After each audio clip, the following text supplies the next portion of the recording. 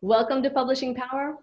Today I have with me Sacha Black, and I am so excited to have an interview with an author who has gone independent full-time to produce her creative work. Sacha is an author, podcaster, and developmental editor. Yay, good for you.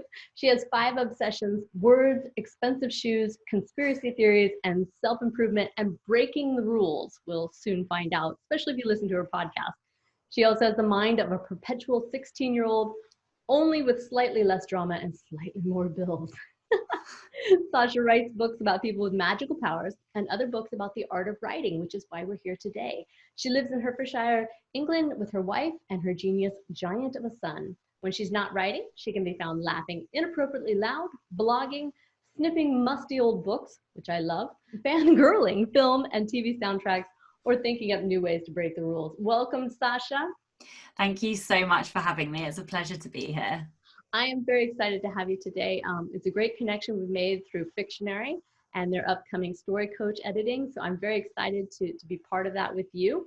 Me too. I wanted to introduce to our listeners today that you have 2 great nonfiction books. One is The 13 Steps to Evil, and the other is 10 Steps to Hero. Mm-hmm. And those are quite amazing. Plus, you also have the young adult fantasy, The Victor and Keepers, which we can all see right behind the great placement there. So fantastic. I'm learning more and more about you. I've been listening in on the Rebel Author podcast. And this motivational show also helps authors to take the creative business to the next level. And that is definitely in the same realm as what we're trying to do here with Publishing Power. Is just get the solutions and the answers out there and share, because it really is an open community and it can be very lonesome when you're out there. So we also know what I'm very excited about, we're going to meet together at the London Book Fair, is that we also have a connection through the Alliance of Independent Authors, and you are the Self-Publishing Advice Center blog. You manage that for them. And you also have the Self-Publishing Advice Conference manager. So that's quite exciting and fun. Feel free to tell us about that. And then when I dug in and I was just kind of stalking you a little bit, I also saw that you attended the Army Cadet Force. Yes. Yeah, I did. So I was in the cadets from, I think, 13 until I was about 19 and a half, and I am a sniper. I am like super, so I've only ever been good at 2 sports in my life. One is shooting and the other one is taekwondo, but so I'm currently British champion in taekwondo for my colour belt.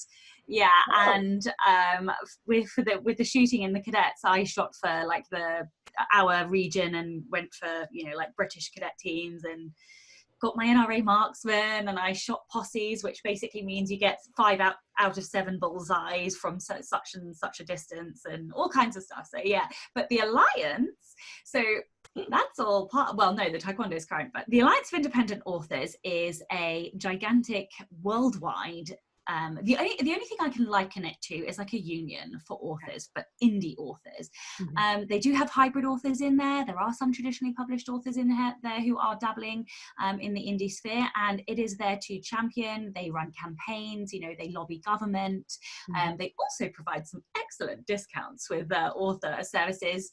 They have a watchdog, a trusted partner list, so anyone who's providing an author service will be vetted by the Alliance before they go on our approved trusted provider list, so you're getting quality. Then we have the things that I do, which is managing the blog and running the conference, which is twice a year.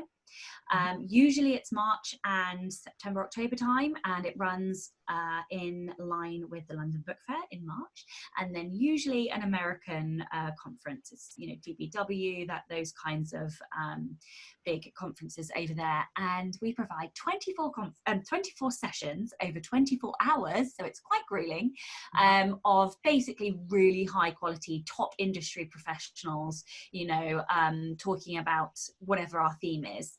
And the coming one is money. So everything is to do with how to make it, how to keep it, how to grow it, how to build it, how to manage it. So yes, everything an author could want to know about money. That's fantastic. That's really amazing. I had no idea I was going to get so much information from just the cadet thing. Wow. Yeah. I want to give you kudos. I love shooting, and it's just one of those things. Yeah, I do. But I grew up in Kansas, and Okay. there's not a lot to do. And, we create our own potato gun, shotgun, Yeah. shooters and stuff like that. But anyhow, it's really great. And kudos on you for being champion. That's pretty Thank amazing. you. So very cool. And of course, the Alliance of Independent Authors we love. So that's all good. Today, I wanted to bring you on and talk a little bit about your transition to full-time author, self-publishing, and all the events that you're doing. And now I know you also you have fiction and you have nonfiction, which kind of gives you a little bit on both sides. So I just kind of want to let you tell us about where you were mentally and, let's be honest, financially and socially when you made this transition, and give us some insights and then take us down the path. My writing journey is probably almost a decade old by now, but I think I made a real calculated decision that I was going to leave my job probably about 5 or 6 years before I actually did. So I decided to write intentionally to quit my job about 6 years ago. And I knew that I was going to have to do an awful lot of work before I got there. So I essentially learned absolutely everything I could about the industry. You can only be good at one thing. If you want to do this full time, I don't care who you are, you cannot be excellent at your job and be excellent in this industry. It's just too consuming. So I didn't go for promotions at work. I stopped doing all of the extra things. I did my job to the best of my ability, and I would go home. And I did that for one of a number of reasons. Like many, many creative people, I really struggled in a very bureaucratic environment. It was very conservative. They would say things like, oh, we really need you. We need creative people. And then as soon as I'd come up with ideas, they'd be squashed immediately. I was even told once that my personality was a risk to my reputation. Well, who's laughing now? So yeah, I hit rock bottom in a tree in the middle of winter when I was crying. And basically I hadn't had sleep for like 2 years because my son didn't sleep until he was 2, and I'd gotten to a very low point where I'd been writing, and I just, I hadn't quite got to the point where I was publishing. So I was, what am I doing?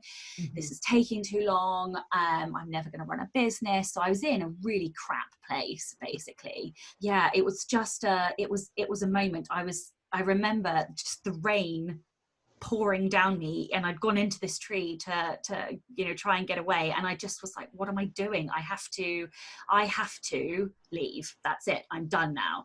And that was probably I'm trying to think. Yeah, so it must have been 2 years before I then quit. But it was like a switch in my head. I'd made the decision and I wasn't afraid to quit anymore. So at that point, I then published and grew the business and did lots of things like multiple streams of income.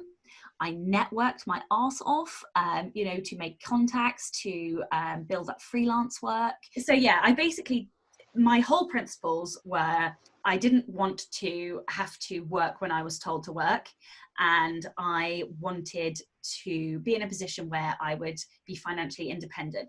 In the last 2 years of my working for the organization that I worked for, I was under threat of redundancy no less than 4 times. Oh. Yeah, at the time, I was also living in a property owned by my employer. So if I'd lost my job, I would have lost my home as well. So that kind of really taught me a lesson about true independence and what that really means. And so my whole business is set up around passive income and increasing that as much as I can, and occasionally doing active income roles, which I'll explain in a second, in order to get short, sharp injections of cash. So passive and active income. Passive income is anything that you earn money from whilst you're sleeping, whilst you're doing other things. Book royalties, for example, stock investments, rental income from properties you own, selling courses whilst you sleep or whatever, if they're on your websites. Active income is anything that takes your time. So for me, it's the developmental editing, and I do a very, very small amount of client work as well. Basically, I got to the point where I had some streams of income, books, ebooks, paperbacks, various other bits of affiliate income, things like that. And I just needed to bridge the gap between that and my royalties on top. And I basically was very, very lucky. And because of the networking, I'd made friends with people in Ally. And that's when I took over the blog and I was able to leave. Oh, nice. Very nice. Very nice. So this is going to bring in a lot of questions for a lot of people. And we do professional editing. So we get people who've written books and then they give it to us to do just the service, the professional editing in terms of taking it to a publisher or going on to the next level and self-publishing or hybrid or whatever they want to do. So we get a lot of questions here, and that's why I have you here today, is that you mentioned you spent 5-6 years planning and preparing and doing all this. So can you kind of tell us a little bit more of what are some of the key tasks that you did to prepare? And I'm going to just mention a few things that people ask about or sometimes just seem completely unaware about, such as building your audience, knowing how to publish and take this forward, because having a platform and having somebody to sell to when you actually take it out there is a big step. So just, you're good at this, so please just give us an idea of what you think. Okay, so I will somebody who's considering this but who doesn't really have the full picture, you know. So I'll talk about some of those things that I did on that front second, and I will just add one other thing that I did financially first. So the very first thing I did was get out of debt, and that's why it took me so long.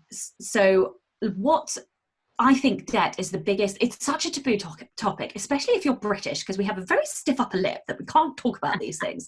But, I don't mind talking about it. I had £40,000 of debt because I had a car loan, I had fertility treatments, and I had student loan debt.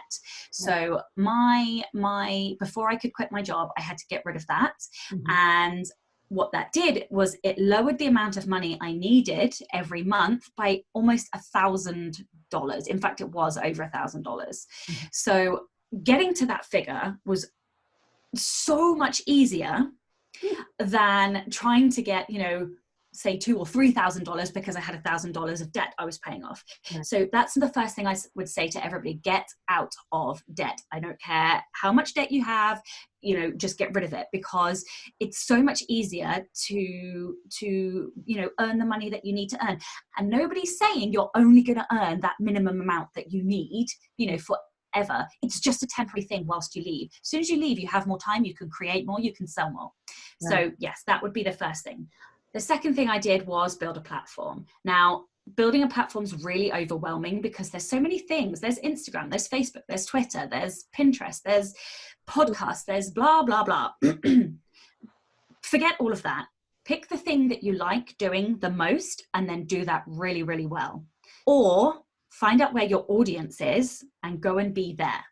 So for me, doing young adult fiction, my audience is on Instagram primarily. There is an absolutely enormous Bookstagram community out there. So for me, being on Facebook, not that relevant. There are some young adults on there, but they're all on TikTok and Snapchat. And, so for me, it's more about being on Instagram. I don't have to worry about the other platforms. So I look at Instagram. And then on my nonfiction side, that's much more about helping, about solving writer problems. It's about getting information out there. It's about, being at conferences. So I run my podcast, that is free to everybody. It's a free resource. And actually, at the same time, I'm learning from interviewing these people. I'm learning things. So it's like a double win. Oh, yeah. Most important thing you can do is set up a mailing list, because if you sell a book and somebody's like, I really want more information, I'd love to read something else from them. If it's in the back of your book, a link to your mailing list, they'll sign up, they'll buy your other things. Okay. So mailing list is the most important thing.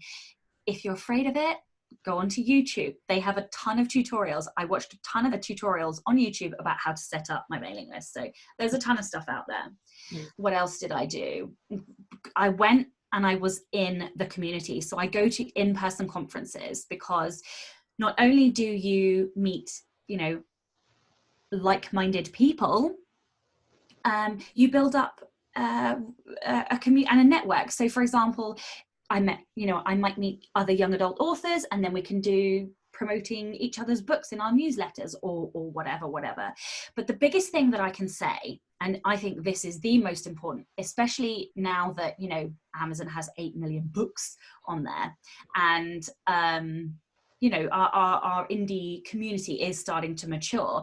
The biggest thing that I can say to anybody is find the thing that is uniquely you, and do that, be that all of the time. So for me, it's somebody who's sweary, who's sarcastic, who's a rebel, but who is also hopefully motivational and inspirational and knowledgeable. Like those 3 things I have pinned on my computer: motivational, knowledgeable, and inspirational. And rebellious, but that's aside from the point. And I try to be those things all the time, whether it's in a podcast, whether it's in the voice that I'm using to write a blog, whether it's in my mailing list. And the more that I embody that, the more that I find my tribe. Like calls to like, and you just put more of you out there and people will come to you. Oh, I love this. This is totally motivational in itself. So that's very good. And I will say that never, in all the information I've talked to and the different authors I've spoken to, nobody has talked about getting rid of debt. I mean, you're preaching to the choir here, but any task online, any person who wants freedom from anything, be it emotional turmoil, be it the freedom to work where you want, to publish books, to write, debt limits you constantly. And once that is gone, you can definitely take more time without stress. And, there's neurological overload. And when that stress is there, it's like static in your brain. You're not performing as well. So I know that, once you did that, even the creativity, it's just free. It opens up those channels if you want to go into the new age.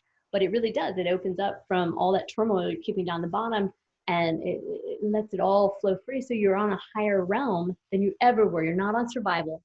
You're no longer on survival, and especially with children and a family, it's just not possible. It's just not possible. You look at the word mortgage, okay? So anybody who wants to buy a house has a mortgage. The root of that word is mort, which is death, It is literally like, it's till death, That is what debt is. And this sounds really dramatic, but I don't care. This is so true. Debt is slavery. Yeah. Because you are enslaved to somebody else until you repay that debt, which is why I do not mind preaching about this, because I am becoming quite obsessed with financial independence. And if anybody's interested, look at the FIRE movement, which is financial independence, retire early. I'm not interested in the retire early bit. I want the financial independence. But this whole movement is revolutionizing the way that we talk about money, the way that we view money, and our freedom. But I cannot explain how liberating it is to, if I need to go to the post office at 1 p.m, go to the post office at 1 p.m. When I left my job, I was looking over my shoulder at 1 p.m. when I went to the post office, because I was like, am I in trouble? Is somebody going to tell me off? But you don't have to ask permission anymore. And I want that for everybody, right? Because it is so empowering. It is. And the other thing that I find, I think we're talking, I think I read ENTJ, anyhow, one of the interesting things is that also creatives who tend to be writers and authors and independent business owners and things like that really need to be able to work as hard as they want when and they felt the need. And then they also need to have these absolute downtimes. And when you're on a 9 to 5 or whatever it is shift, then you cannot take the downtime that your brain needs. And we are not robots. The world is being taken over by robots. I fully agree on that. We could go into a whole nother discussion there. But I think that, being aware of your own rhythms, your own abilities, and then by removing that day-to-day familiar, normal, and going into that more, okay, well, how's this moving me, and how what can I do with this today, and having the opportunity. Now, I will say that children kind of take away some of that, because you can't stay up till 3, 4 o'clock in the morning or work all night. They still have to go to school, but you can sleep the next day. Yeah. If you choose to.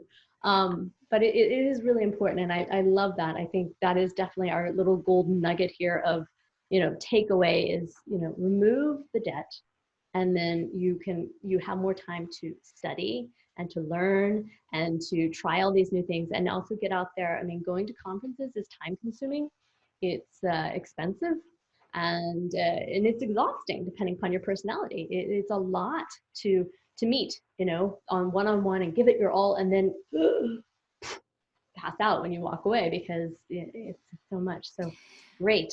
That's really great. You have another idea there.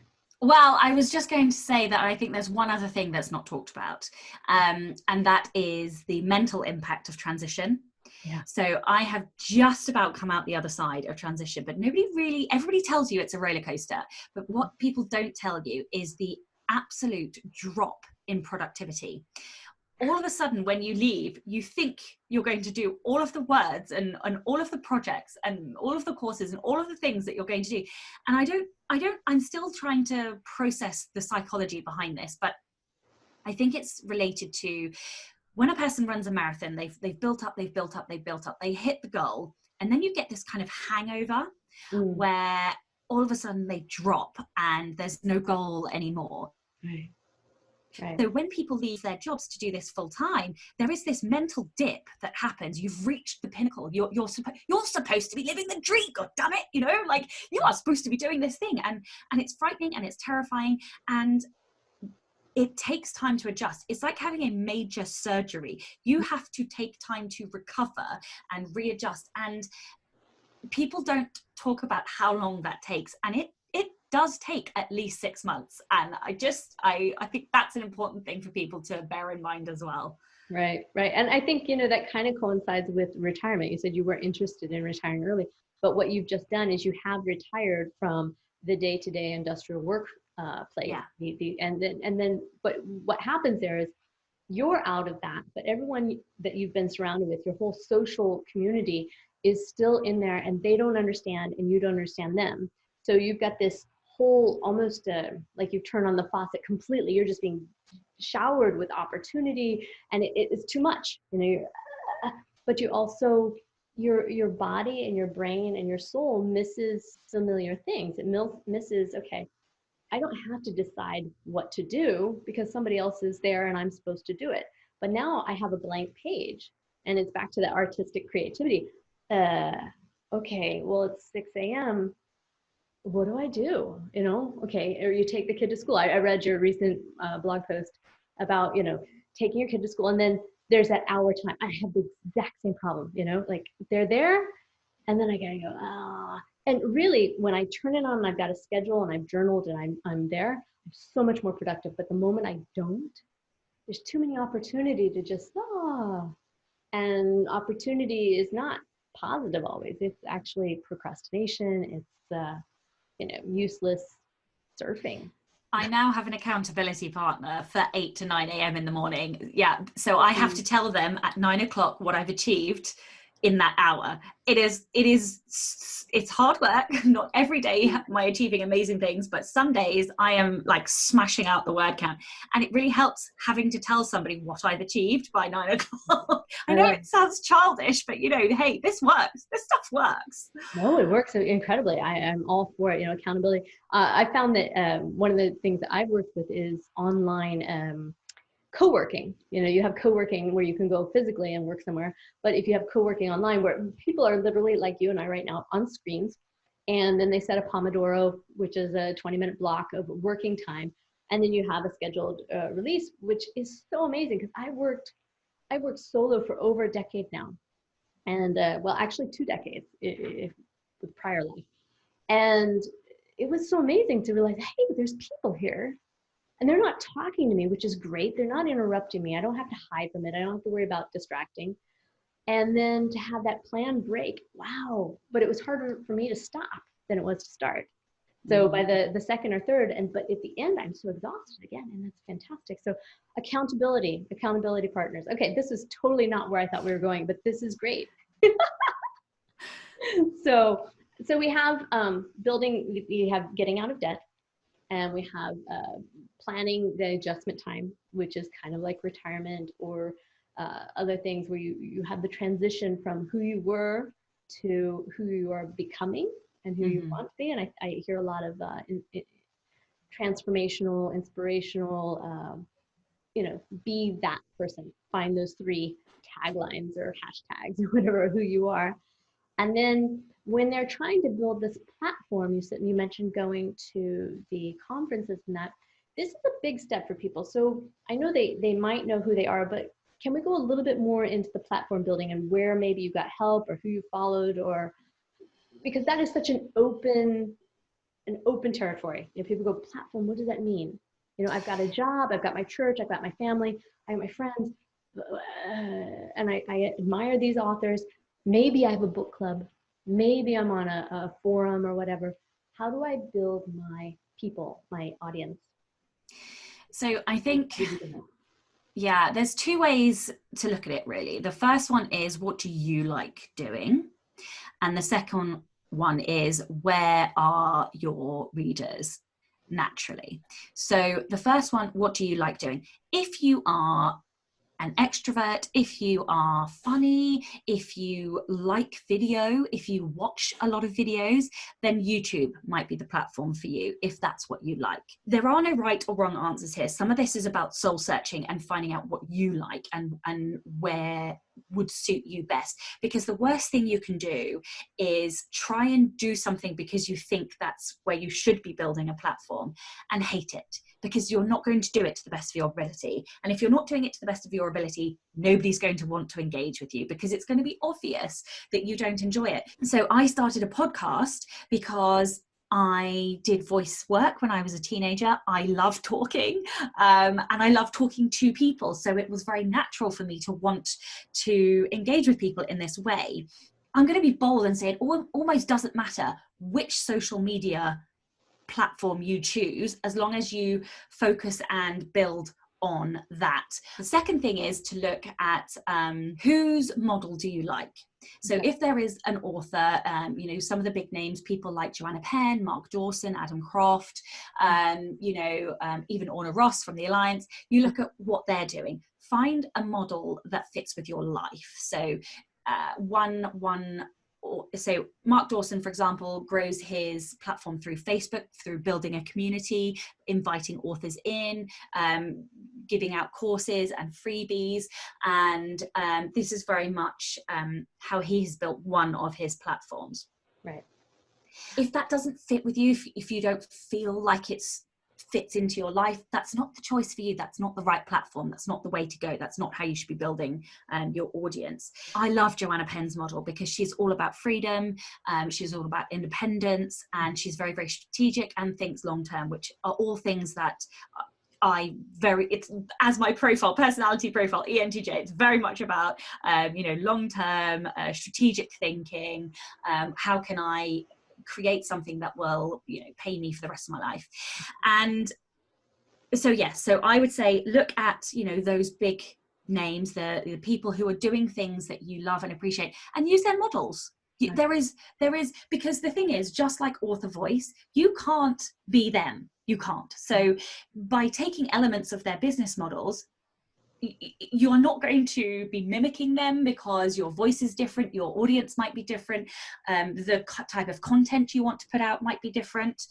So and then the other thing that you can do is look at, like I said, where your audience is. So think about where your audience buys their books. So I mentioned earlier that young adults tend to look at Instagram, and they'll have things in their stories, book mail, stuff like this. That's where they're buying their books. If you've got somebody who buys science fiction or RPG, lit RPG, maybe they're more in gaming areas. So perhaps you need to, and I don't know because I don't write that, I'm not in that genre, but it might, where are they finding their books? Is it via Amazon? Okay, well, maybe you need to do lots of Amazon giveaways to build your profile there.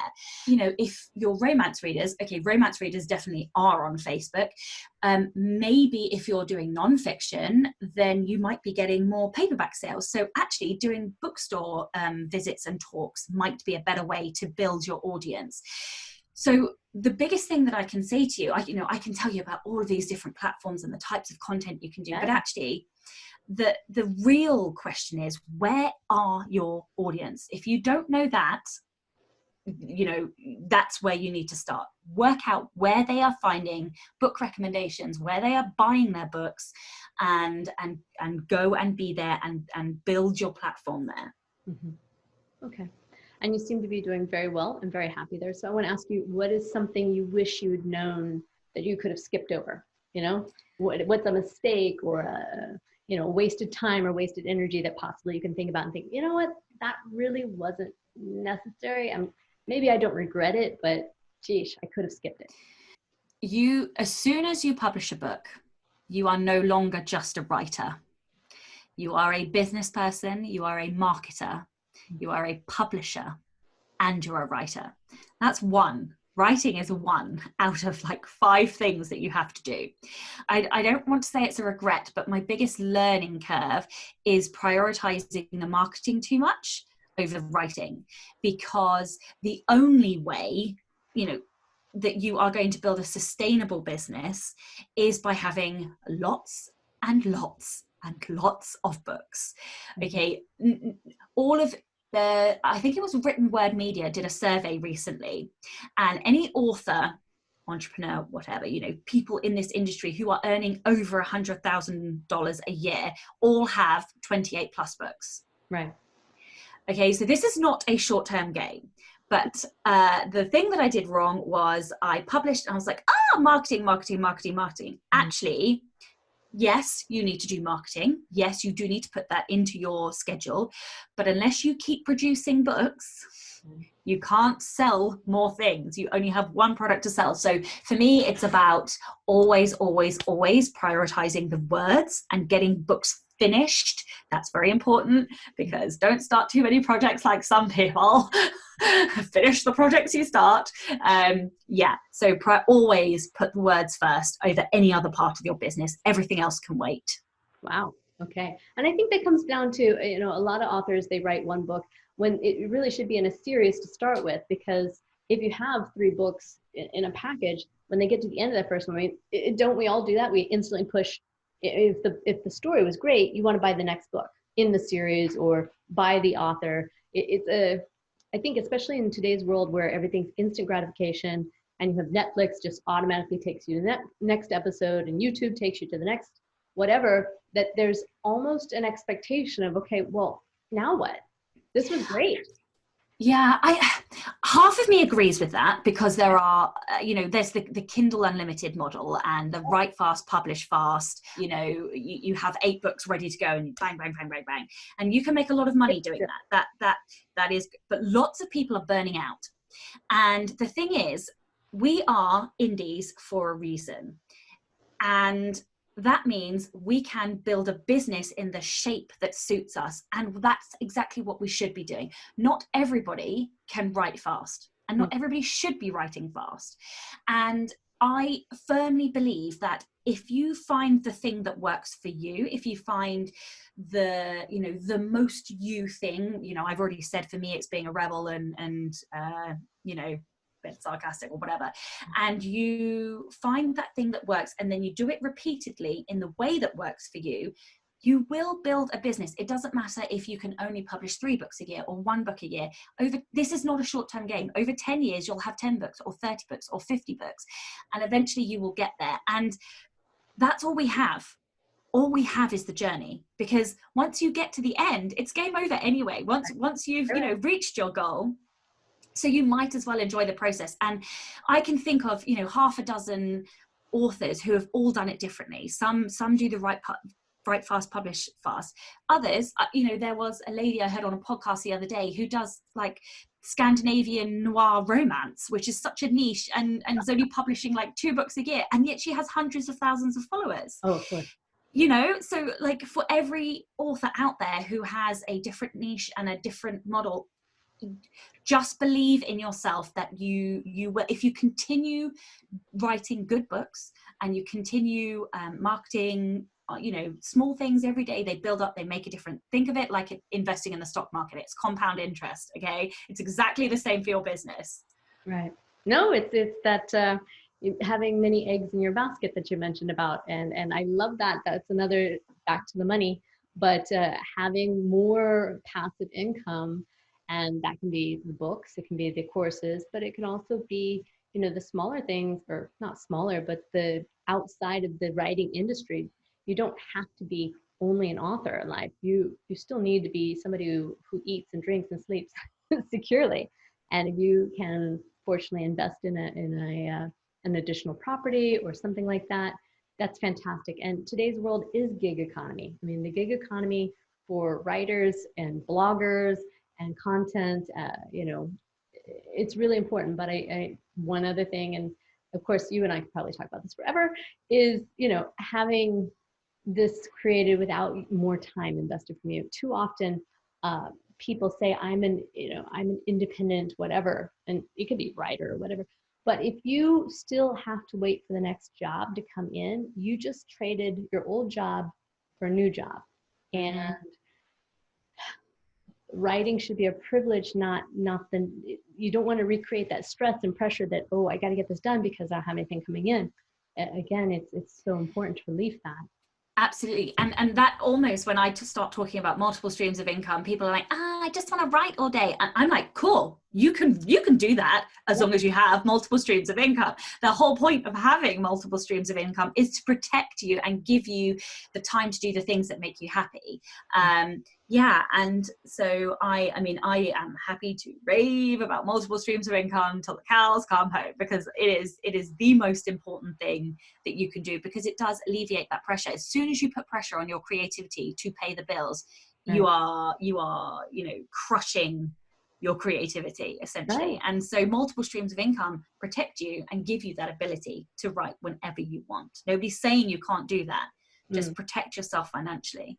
And part of that transition you talked about was also when you go from high pressure performing to make the money performing, when you pay off debt, it's the same result. Is okay, you know, it's almost this open landscape again. Okay, I don't have to do that. But you really still need to have the ability to keep performing and have that, and self preservation and the ability to create good habits.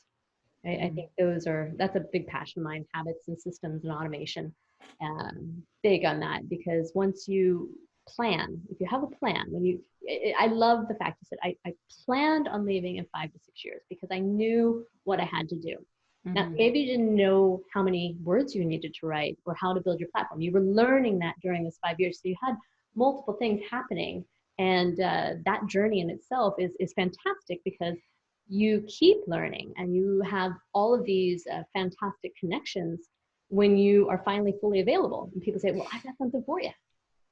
It's funny because this was the year I was supposed to leave my job. So I wrote a post-it to myself saying, I will be happy writing full time in the year 2020. And then I signed it and I slipped it in my wallet, and I carried it for years. So the fact that I got to, you know, walk out of my job a year early, like, it's those little things that you, and I swear 95% of this job is mindset. And, you know, if you want some great books on mindset, I really recommend The Success Principles by Jack Canfield. Yep. Also, Tara Moore, I can't remember her surname, how you say it, but she wrote, it slipped my mind, but she wrote an amazing book. It will come back to me. Anyway. She wrote one about basically female empowerment, and talks about different types of fear, and that book is an amazingly motivational book, so I highly recommend that as well. But yeah, I don't know where we're going with this tangent, but yeah. No, I don't think it's a tangent at all. I think it's super important information and relative to everything, because too often you're just putting more on your plate before you removed the big scary parts. And I'm, you know, speaking from personal experience, it's very hard to let go of that living at this high stress. Maybe that's it. Maybe that's the transition, because you've been working here to meet all your responsibilities, and suddenly they go away, but you're so used to having that, you don't even know how to let go and become that person that's beyond survival, beyond definitely stress, beyond definitely. And that's Joe DePesca, I believe, who talks about becoming supernatural, has a little bit on meditation, how transforming the body allows you to become the person that you want to do, and it's letting go of old trauma, whatever. But Playing Big. Playing Big. By Tara Mohr, I think that's how you say her surname. I completely agree though with everything that you're saying. It took me 3 months to realize that I'd left my job. My friend said to me, you know, why are you so angry? Because obviously I was in such a bad place, like when I was still working the day job, and they're like, but you're so angry still, why are you angry? And I couldn't tell them. I raged about everything for 3 months after I left. And then all of a sudden I woke up one day and I was like, I don't have to go to my job today. You know, that's a closed chapter. Yeah, and absolutely, but that realization still comes, you know. Just this week I was in the kitchen and I just burst out laughing because I was like, I don't have to go to work tomorrow. You know, but yeah, obviously I work very, very hard all of the hours, all of the time, but you know, in my head, this isn't work, this is play, and this is living the dream. And so yeah, like that mental transition does take some time. It definitely, because your heart leaves but your brain needs to catch up. Mm-hmm. I'm going to throw in to our listeners, I'm going to throw in my favorite book here, just because we seem to be on such an identical mind wave here, that I'm a big oldie but goodie, The 4-Hour Workweek. I'm Tim Ferriss, and it's all about, you know, it is about getting rid of getting rid of your debt and preparing yourself for the transition and finding ways to become independent, for not to retire, but to be able to have the time, these mini retirements or these mini adventures. And I would say that writing is an adventure because it takes time and it's something you love and you're passionate about to do. And you have to have the time to do it. And time is the only real commodity in life. And if you don't have it, you just can't get what you want. So, and it's important for our children to learn that too. So. Absolutely. I talk to my son about investing, about money, how much money I earn, you know, because I think it's important, you know, for him to have a financial education so that if he wants to work for himself, then he can do that. Because we've been talking about money a lot, some of the ones that I recommend on money are, so the one that changed my life was The Barefoot Investor. Okay. By Scott Pape. It's an Australian book. There are some Australianisms in there, but you can, you know, there are very good principles in there. Rich Dad Poor Dad is a very good classic. There's also, he's got 3 or 4 in those series. So there's the Guide to Investing, the Quadrant something, that one's on business, and then just the classic one. And then the ones that I'm reading at the moment are all the fire ones. So Playing with Fire by Scott Rikins, I think that's his surname. That's also a documentary on Amazon Prime. It's only about $5, so I recommend that. And then Choose FI, and I cannot remember the names of the authors, but it's a blue book, so Choose FI. Yeah, so I recommend those as well. Those are awesome. Okay, I think that we're going to hear a lot more great and motivational information from you on your podcast. So I think we could go on for a long time here, but and I think that we will be sitting at the pub in London and having a nice chat for a long time. So what I want to do is let's invite you back for another podcast again soon, because this is just brilliant. And I think that this has more valuable, applicable information to every single person, fiction, nonfiction, academic, publisher, independent, hybrid, published, yada, yada, yada, you name it. Anybody out there, writer, non-writer, it doesn't matter. That if you, whatever you want to do in life, you know, make sure you're creating time.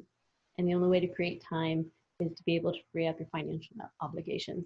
So that's great. Absolutely. Again. Okay. Well, thank you, Sacha. It was so great talking to you today. And I advise everyone to please check out her books, 13 Steps to Evil, The 10 Steps to Hero. And if you are into young adult fantasy, The Keepers and Victor. And I know you have a couple more coming out. So tell us about what you have coming up.